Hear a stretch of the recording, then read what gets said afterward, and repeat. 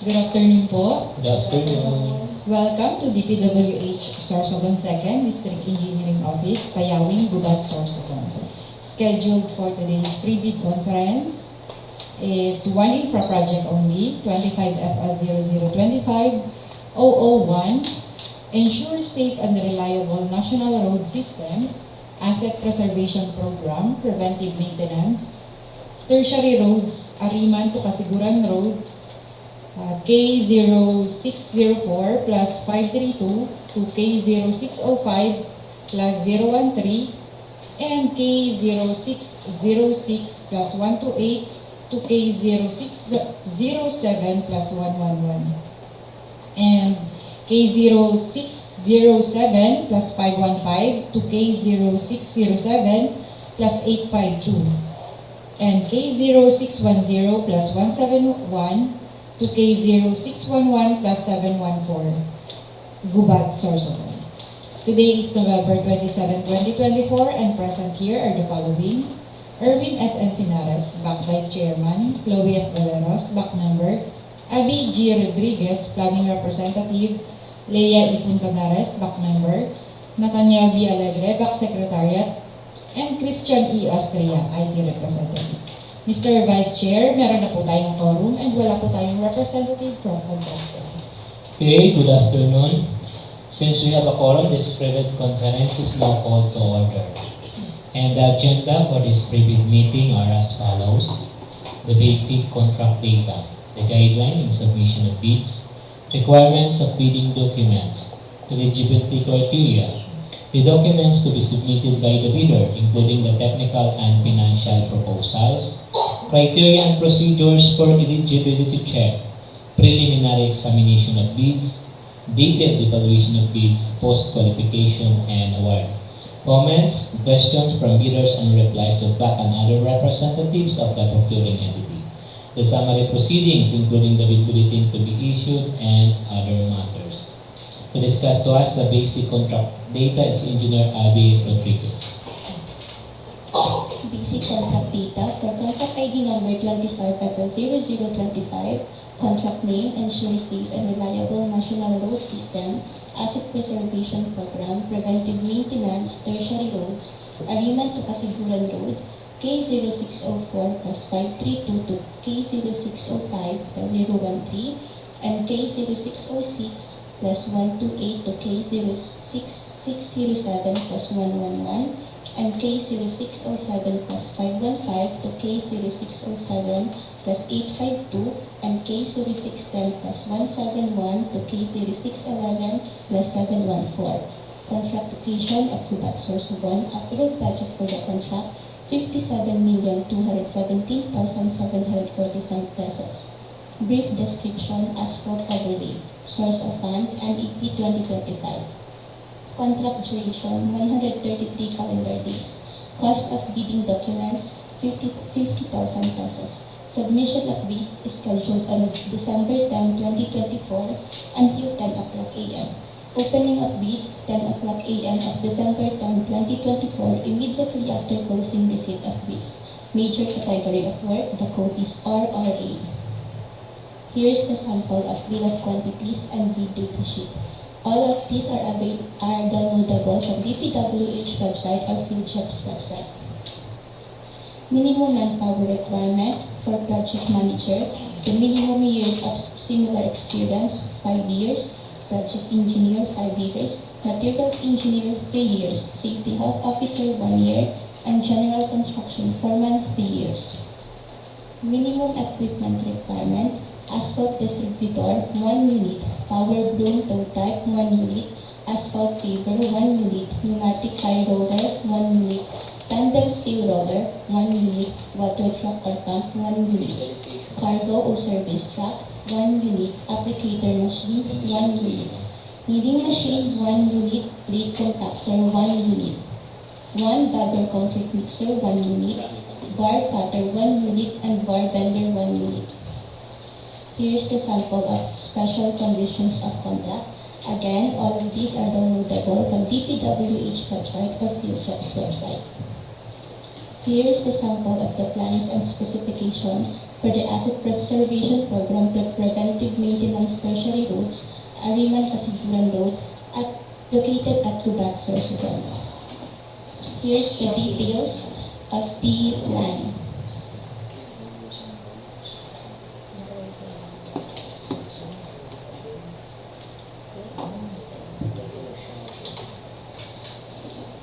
Submission and receipt. Bids should be submitted to the bank on the date, time, and either at its physical address or through online submission specified in the instruction to bidders, through its bidders' duly authorized representative in a two-envelope system, where the eligibility and technical requirements are enclosed in one envelope and the financial requirements in another envelope. Eligibility and technical envelope and financial envelope shall then be enclosed in one single envelope. Bid validity shall be 120 calendar days from the date of the opening of bids. Each bidder shall submit one copy of the first and second components of its bid. The procuring entity may request additional hard copies or electronic copies of the bid. However, failure of the bidders to comply with the said request shall not be a ground for disqualification. The procuring entity allows the submission of bids through online submission or any other electronic means. The bidder shall submit an electronic copy of its bid, which must be digitally signed. An electronic copy that cannot be opened or is corrupted shall be considered non-responsive and thus automatically disqualified. Each envelope shall contain the name of the contract to be bid, name and address of the bidder, recipient bank, procuring entity, and the markings do not open before the date, time of the opening of bids. The procuring entity requires additional copies of the technical and financial documents. Each copy of the document shall also be enclosed in a separate envelopes marked as Copy 1 Technical Documents and Copy 1 Financial Documents. Both envelopes shall be enclosed in a single envelope marked Copy 1 Bid. Each envelope shall contain the name of the contract to be bid, name and address of the bidder, the recipient bank, procuring entity, and the markings do not open before the date, time of the opening of bids. Unsealed or unmarked bid envelopes, or in case of electronic bid submission, not in compressed archive folders and are not password protected, are rejected. Improperly sealed and marked bid envelopes or not properly compressed and password protected will be accepted, provided that a bidder or its duly authorized representative shall acknowledge such condition of the bid as submitted. The bank assumes no responsibility for the misplacement of the contents of the improperly sealed or marked bid or its premature opening as per Section 25.9 of the IRR. Electronic submission and receipt of bids.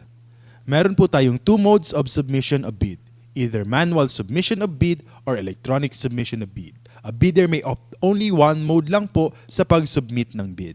For manual submission of bid, yan po ay sa Box Secretariat Office, DPWH Sorsogon, 2nd DO, Barangay Payawin, Gubat, Sorsogon.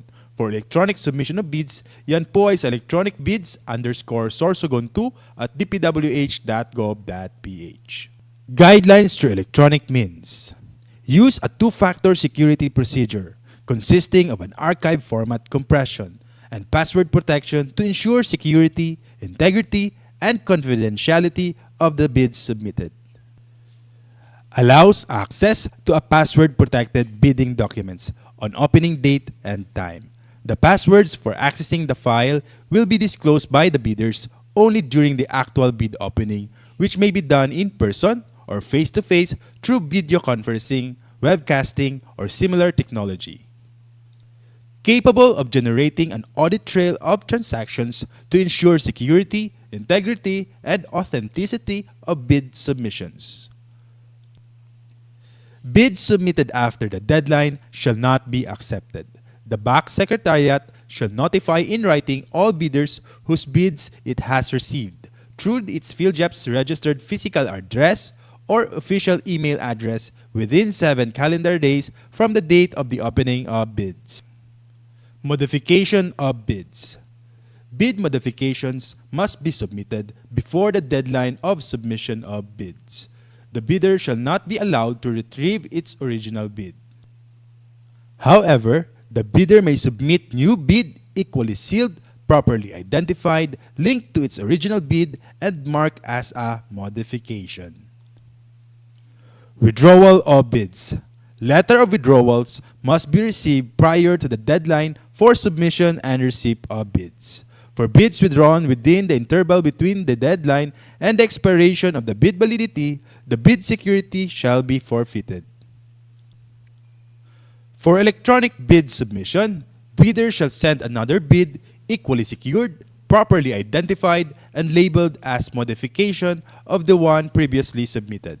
The time indicated in the latest bid receipt page generated shall be the official time of submission. Requirements of bidding documents.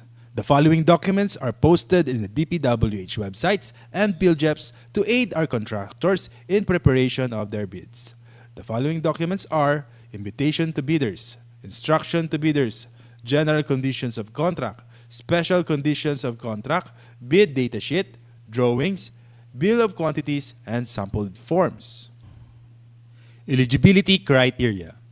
Bidding of the said projects, a bidder must be a duly licensed Filipino citizen for sole proprietorships, partnerships duly organized under the laws of the Philippines and of which at least 60% of the interest belongs to the citizens of the Philippines, corporations duly organized under the laws of the Philippines and of which at least 60% of the outstanding capital stock belongs to the citizens of the Philippines, cooperatives duly organized under the laws of the Philippines, or persons, entities forming themselves into a joint venture as per Section 23.4.2 of the IRR. Foreign bidders may be eligible to participate in accordance with the guidelines issued by the GPPB as per Section 23.4.2.2 of the IRR. Bidders must have a valid pickup license, must have a single largest completed contract that is similar to the contract to be bid, at least 50% of the ABC. Contractors under small a and small b categories without similar experience, provided that the cost of the contract to be bid is not more than the ARCC of registration. Bidders must have an NFCC at least equal to the ABC. Eligibility and technical documents to be submitted by the bidders. We encourage our bidders to enroll in the civil work application to facilitate the fast evaluation of their eligibility. However, if they have not yet enrolled in the CWA, these are the documents they have to submit. Class A legal documents, PhilJeps Certificate of Registration, Mayor's Permit TTI Tax Clearance. Number 2, Pickup License and Registration. Number 3, Statement of all ongoing government and private contracts. Number 4, Statement of single largest completed contract. Number 5, Computation of the NFCC. Number 6, Valid joint venture agreement if applicable. Number 7, bid security. Number 8, project requirements, organizational chart for the contract to be bid, list of contractors' key personnel, list of contractors' major equipment units, owned, leased, or under purchase agreement. Number 9, omnibus sworn statement duly notarized as per GPPB Resolution Number 16, 2020. Eligibility requirements. All bidders shall upload and maintain in PhilJeps a current and updated file of the following Class A eligibility documents under Section 23.1 and 24.1 of the IRR. Class A legal documents. PhilJeps Certificate of Registration, Platinum Membership, containing SEC Certificate of Registration, DTI Registration, Mayor's Permit, Business Permit, Tax Clearance, Audited Financial Statements. As per GPPB Resolution Number 15, Series 2021, lifting the suspension on the implementation of the mandatory submission of PhilJeps Certificate of Platinum Registration and Membership in competitive bidding and limited source bidding. All bidders are required to maintain a Platinum membership of PhilJeps Certificate of Registration. Class A technical documents. Statement of all ongoing contracts. Statement of single largest completed contract. Valid pickup license, special pickup license for joint venture agreements. Class A financial documents. Net financial contracting capacity or the NFCC. Class B, in case of joint venture, the joint venture agreement entered into parties must be attached. Legal eligibility requirements, Class A, tax clearance. As per Executive Order 398 Series of 2005, submission of BIR receipt for renewal of tax clearance will not suffice in lieu of a valid tax clearance requirement, since substitution is not allowed under Section 34.2 of the IRR. Submission of provisionary tax clearance issued by the BIR for bidding purposes is not acceptable form of tax clearance, as per GPPB Resolution Number 1, Series of 2014. Recently expired mayor's permit, business permit, shall be accepted together with the official receipt as proof that the bidder has applied for renewal within the period prescribed by the LGU. However, the renewed permit shall be submitted as post-qualification requirement in accordance with Section 34.2 of the IRR. Statement of all ongoing government and private contracts. Statement of the bidder of all ongoing government and private contracts, including contracts awarded but not yet started, if any, whether similar or not similar in nature and complexity to the contract to be bid. The statement shall include all information required in the bidding documents. Statement of single largest completed contract. The single largest completed contract completed should be similar to the contract to be bid or has the same major categories of work. The single largest completed contract's value should be at least 50% of the ABC to be bid, upon adjustment of current prices using the PSA Consumer Price Indices. Contractors under small a and small b categories without similar experience on the contract may participate if the cost of the contract to be bid is not more than the ARCC of registration. The statement of single largest completed contract shall be supported by the owner's certificate of final acceptance, issued by the project owner other than the contractor, or a final rating of at least satisfactory in the constructor's performance evaluation system. In case of contracts with the private sector, an equivalent document shall be submitted. Philippine Contractors Accreditation Board PCAB license. Bidders must have a valid PCAB license or a special PCAB license for joint ventures. PCAB license should indicate the registration for the type and cost of the contract to be bid. Should be valid at the time of the deadline for the submission and opening of bids. Bid security. Bidders have the option to choose their preferred form of bid security. Only one form of bid security is required to be submitted. For cash or manager's check, bank draft, bank guarantee, or irrevocable letter of credit, 2%. For surety bond, callable upon demand, 5%, or you can use bid securing declaration. Please be guided of the GPPB Resolution Number 16, 2020 sa format ng bid securing declaration. Bid security in the form of bid securing declaration. Please be guided of the revised provision and revised penalties of the bid securing declaration as a form of bid security, as per GPPB Resolution Number 16, 2020. Omnibus Sworn Statement. Revised Omnibus Sworn Statement as per GPPB Resolution Number 16 should include the following clauses. Any omission of the said clauses shall be grounds for disqualifications. The clauses should include the non-inclusion in the blacklist, authenticity of documents, verification authority, signatories authority, disclosure of relations, responsibilities of bidders, labor laws and standards, non-payment any commission, amount, fee, or any form of consideration in relation to any procurement project or activity. In case of advance payment was made or given, failure to perform or deliver any of the obligations and undertakings in the contract shall be sufficient grounds to constitute criminal liability. Second envelope, financial proposal. The second envelope shall contain bid form, summary of bid prices in the bill of quantities, detailed estimates including a summary sheet indicating the unit prices of materials, labor, and equipment, cash flow by quarter, month, and payment schedule, other documents required in the bidding documents. Please be guided of the GPPB Resolution Number 16, 2020 for the bid form. Detailed evaluation of bids. Unless the instruction to bidders specifically allows partial bids, those not providing all the required items shall be considered non-responsive. Placing no price is considered non-responsive. Specifying a zero or dash means it is offered for free.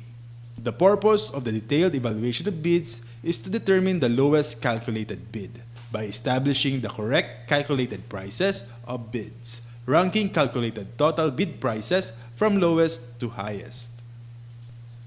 The method, a non-discretionary criterion, shall be used which shall include consideration of completeness of bids and minor arithmetical corrections. Results shall be contained in the abstract of bids. For the detailed evaluation of bid, in case of discrepancies between bid prices in figures and bid price in words, the bid price in words shall prevail. Total price per item versus the unit price for the item times the quantity, the unit price for the item times the quantity shall prevail. The stated total price versus the actual sum of prices of component items, the actual sum of prices of component items shall prevail. Unit cost in the detailed estimate versus the unit cost in the bill of quantities. The unit cost in the bill of quantities shall prevail.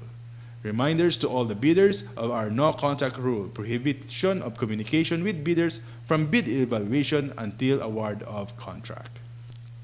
For post-qualification, the purpose is to determine whether the lowest calculated bid complies and is responsive to all requirements and conditions as specified in the bidding documents, to be the lowest calculated responsive bid. The method, a non-discretionary pass or fail criterion, which shall be used to verify, validate, and ascertain all statements and documents by the lowest calculated bid. Other matters, in compliance with Department Order Number 28, Series of 2024, three-strike policy in the procurement of infrastructure, goods, and consulting services.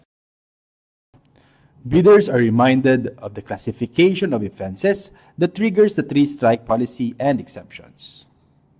1. Withdrawal from the bidding process, submission of a non-participation letter, or failure to submit a bid after purchasing the bid documents. 2. Submission of late bids without valid reasons, as determined by the bank. 3. Submission of patently insufficient bid, A. During eligibility screening and/or shortlisting, B. During bid evaluation, C. During post-qualification.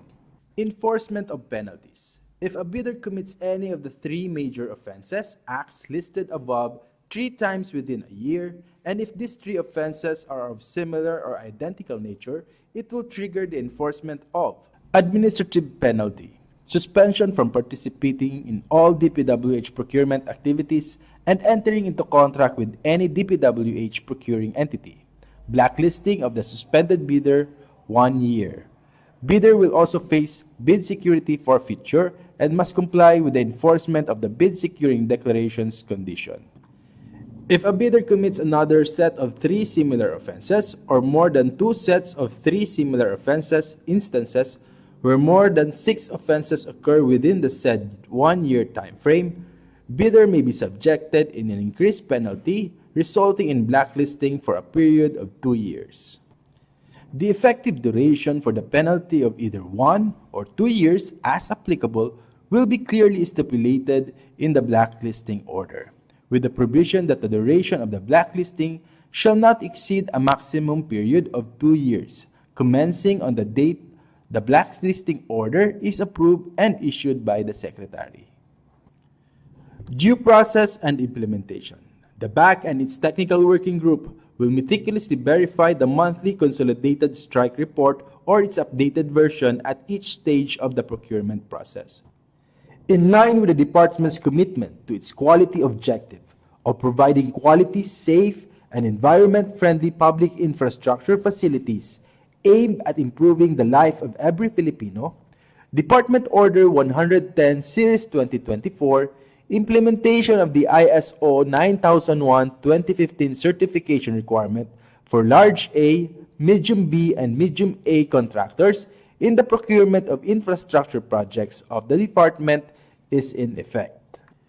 Bidders classified under PCAB size range For large A with ARCC more than 300 million but less than 450 million, the effectivity of the said requirement will be on January 1, 2025. For medium B, more than 150 million but less than 300 million, the effectivity will be on July 1, 2025. And for medium A, with more than 30 million but less than 150 million, the effectivity will be on January 1, 2026. Department Order 118 Series of 2024. Guidelines on the accreditation and assignment of contractors and consultants project engineers. Assigning only qualified and competent project engineers of the contractors and consultants in the implementation of DPWH projects shall be observed. Bidders are reminded of the following classification and limits of assignment. Project Engineer 2, 10 contracts located within the same province for simultaneous assignment, each costing more than 150 M. Project Engineer 1, 11 contracts located within the same province for simultaneous assignment, each costing 100 M to 150 M. Provisional Project Engineer, 10 contracts located within the same province, simultaneous assignment, each costing less than 100 M. Guidelines on the implementation of early procurement activities, EPA. Prospective bidders and all concerned are informed that this procurement project is undertaken through early procurement activities, EPA, pursuant to Appendix 31, Guidelines on the Implementation of Early Procurement Activities of the 2016 Revised Implementing Rules and Regulation of RA 9184, updated as of January 15, 2024, and GPPB Circular Number 6, 2019. Due process and implementation. This shall include, but not limited to, the rules and procedure of EPA, fixed price rule in procurement, extension of bid validity and security, validity of eligibility requirements prior to the award of contract, conditions of award, and date of earliest delivery.